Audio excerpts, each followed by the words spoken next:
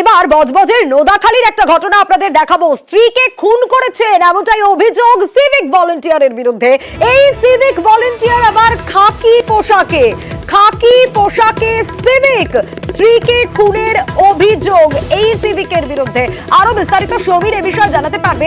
সমীর, এই civic volunteer খাকি পোশাকে কেন ছবি দেখা যাচ্ছে, অন্যদিকে কি অভিযোগ তার বিরুদ্ধে? দেখো, দীর্ঘ এদের বিয়ে কথিত করে এদের বিয়ে হয়েছিল নোদাখালী এলাকায়, এবং বিয়ের পরে বেশ কিছুদিন 7 বছরের মতন কেটে যাওয়ার পরে তারপর দিন অত্যাচার শুরু হতো। এই অত্যাচার নানাভাবে অত্যাচার করতো, করার পরে আচমকাই কালকে ওর একটা কিছু খেয়েছে, কি খাইয়ে দিয়েছে সেটা নিয়ে যখন ঘটনা ঘটেছে তখন ওকে নিয়ে ডাক্তারখানায় গেছে। ডাক্তার সঙ্গে সঙ্গে বলেছে মৃত্যু হয়েছে, এনাকে কোনো এখানে রাখা যাবে না, নিয়ে যান। তখন সঙ্গে সঙ্গে সিভিক ভলেন্টিয়ার নিয়ে চলে এসেছে। যে সিভিক ভলেন্টিয়ার কিন্তু জেলা জুড়ে, যেখানে আমাদের নোদাখালী, দক্ষিণ 24 পরগনা নোদাখালীর মধ্যে যে হোমগার্ডের ড্রেস হয়, সেই হোমগার্ডের ড্রেস পরে কিন্তু উনি ঘোরাঘুরি করে, এবং এখানকার অনেকেই এরকম হোমগার্ডের ড্রেস পরে ঘোরাঘুরি করে।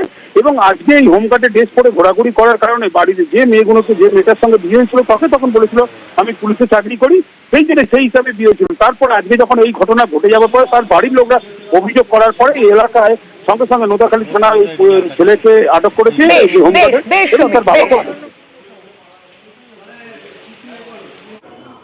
আমি পুরোপুরি সন্দেহ করছি, আর কে কি সন্দেহ করছে আমার জানার দরকার নেই। ওকে প্রচুর অত্যাচার করতো আগে, এগুলো করতো, বারে বাড়ি আমাদের বাড়ি চলে যেত বাপের বাড়িতে।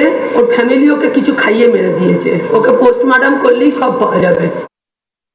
সকালবেলা ফোন আসে 9:30 থেকে 10টার মধ্যে যে রিয়া মারা গেছে বলে ওনার হাজবেন্ড ফোন করেন। মৃত অবস্থাতেই আনা হয়েছিল, তো ওনারা বলেছেন যে পোস্টমর্টমের কথা, তখনই ওনারা সঙ্গে সঙ্গে বডি নিয়ে চলে গেছে। বেশ কিছুদিন আগেও শরীর খারাপ পড়েছিল, হসপিটালে ভর্তি ছিল। নিজের ঘরেই পড়েছিল?